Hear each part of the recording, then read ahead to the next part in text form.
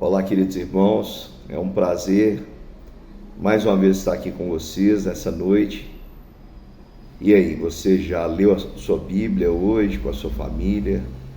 Já orou por aquele propósito que você estabeleceu? Está tentando mudar?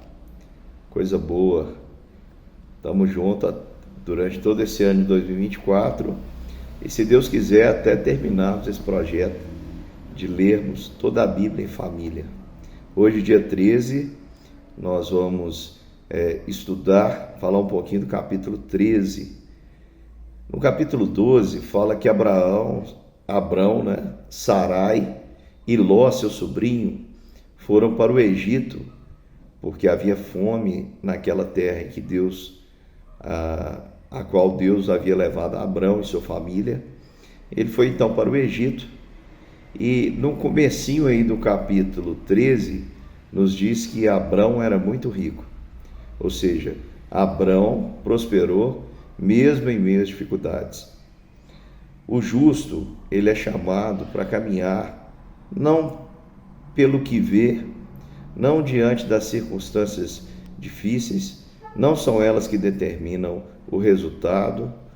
A maneira de Deus agir é uma maneira diferente da maneira do homem ver as coisas. O homem é muito ligado ao desempenho, ao número, à lógica, à matemática, principalmente nós aqui da parte ocidental do mundo, que recebemos a influência da filosofia grega, especialmente aí do filósofo Aristóteles. Seguimos muito o pensamento lógico e acaba que muitas vezes nós esquecemos que a Bíblia traz uma proposta diferente para o cristão. O cristão não é guiado pelos sentidos. O cristão, ele é guiado pela vontade de Deus e essa deve ser obedecida por fé. Às vezes Deus nos dá uma ordem e essa ordem não faz muito sentido, mas nós devemos crer e obedecer. Foi o caso de Abrão, pai da fé, que recebeu a ordem de sair da sua casa, da sua terra, da sua parentela. Ele já era idoso, sua esposa idosa, e a promessa sobre ele é que ele seria pai de uma grande nação e que nele seriam benditas todas as famílias da terra. Abrão creu que Deus iria fazer isso através dele, mesmo com todas as circunstâncias desfavoráveis. A Bíblia diz que Abrão creu contra a esperança. Portanto, se alguém tivesse que apostar em Abrão, com certeza não apostaria. Contra todas as expectativas, contra toda a esperança, Abrão creu, e é por isso que Abrão prosperou mesmo em meio à fome. A riqueza era tanta que Ló o havia acompanhado. A promessa era para Abrão, mas com certeza Ló, em sua companhia, seu querido sobrinho, foi também abençoado. E a bênção era tão grande que a Bíblia diz que a terra não podia suportá-los, ao ponto que os trabalhadores de Ló e de Abrão, os pastores do gado, começaram a se desentender.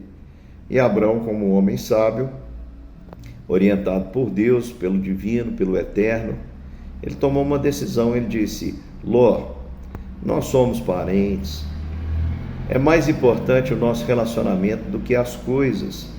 Então Ló escolhe. Abrão deu a Ló a oportunidade de escolher. E aqui nós vemos um contraste. Essa é a principal lição que eu gostaria de deixar para vocês nesta noite. Ló, a Bíblia diz que levantou os olhos. Ló levantou os olhos. Tendo levantado os olhos, ele viu a campina que apontava ali para Sodoma e Gomorra. E era um lugar belíssimo aos seus olhos. Com certeza, Ló não era um ingênuo. Ele sabia que o lugar era belíssimo, mas ele sabia também do comportamento de Sodoma e Gomorra. Mas, afinal de contas, a campina era belíssima. A Bíblia chega a descrever que era como o jardim do Senhor, tão fértil. Aquilo agradou os sentidos de Ló, e Ló seguiu os seus próprios sentidos, escolhendo o melhor que lhe parecia. E é interessante que Abrão deu a oportunidade a Ló de escolher primeiro, e Ló pensou exclusivamente em si. Quando nós pensamos em nós, apenas em nós, em levar vantagem, em sermos guiados por aquilo que é a projeção da nossa cobiça, dos nossos desejos, do nosso egoísmo, isso pode até parecer um caminho de sucesso, mas sempre acaba mal. Lá na frente a gente vai ver um pouquinho da história de Ló. Mas eu queria chamar a sua atenção, porque alguns versos adiante vai dizer que o Senhor mandou Abrão levantar os olhos. Portanto, não foi Abrão que tomou a decisão. Foi Deus que disse: agora, Abrão, já que Ló escolheu o que ele quis, eu vou mostrar para você o que eu quero para você, o que eu tenho para você. E mandou Abrão levantar os olhos e mostrou para ele toda aquela terra e prometeu dar para ele toda aquela extensão. Tudo ele possuiria, porque Abrão, ao invés de questionar porque Ló estava escolhendo o melhor, questionar a falta o egoísmo de Ló, etc., ele preferiu confiar nos caminhos do Senhor. E ele creu. E nós vamos ver lá na frente que o Senhor cumpriu a sua promessa. E deu tudo a Abrão, inclusive uma nova história, mudando o nome dele para Abraão. Hoje, na aplicação, eu quero dizer para você o seguinte: pare de pensar que você vai ser feliz se você tiver. Tem muita gente que diz assim: se, coloca uma condição na frente e diz: eu serei feliz. Tem gente que diz assim: se eu prosperar, eu serei feliz. Se eu casar, eu serei feliz. Se, e sempre a felicidade está condicionada a alcançar alguma coisa. Você vive dessa forma, meu querido irmão, quer dizer que você está fadado a ser infeliz.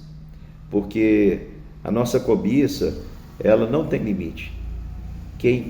Quanto mais a gente tem, mais a gente quer. Como se tivéssemos duas sanguessugas dentro de nós e elas não se cansam, enquanto uma está sugando, a outra já começa a desejar e sempre quer mais, quer mais, quer mais, quer mais. Agora, em Deus, nós podemos ter todo o contentamento, porque a gente aprende a viver apesar das circunstâncias. Nós nos alegramos. Para nós não tem diferença as circunstâncias. Se elas são boas, nós nos alegramos. Se elas não são as mais favoráveis, nós nos alegramos também, porque a gente acredita que há um propósito ali. Não é apenas quando as coisas, os ventos sopram ao nosso favor, é que nós nos alegramos. Não, nós nos alegramos no Senhor em todo o tempo. Por isso eu queria desafiar você hoje a orar, não pedindo de acordo com aquilo que são os seus planos, mas pedindo de acordo com os planos de Deus. A gente deve dizer amém para tudo aquilo que Deus tem para nós e desejar só aquilo que o Senhor quer nos dar, para que nós não sejamos surpreendidos podendo pedir coisas ou desejar coisas, ou como Ló, desejar trilhar caminhos que lá na frente serão contra nós. Que Deus te abençoe e que você possa ouvir a voz dele, chamando você a levantar os olhos, não dos sentidos, não a visão física, mas os olhos da fé, para que você possa entender, compreender e experimentar a vontade de Deus, que segundo a Bíblia é boa, perfeita e agradável. Boa noite, que Deus abençoe a sua família. Um grande beijo no seu coração.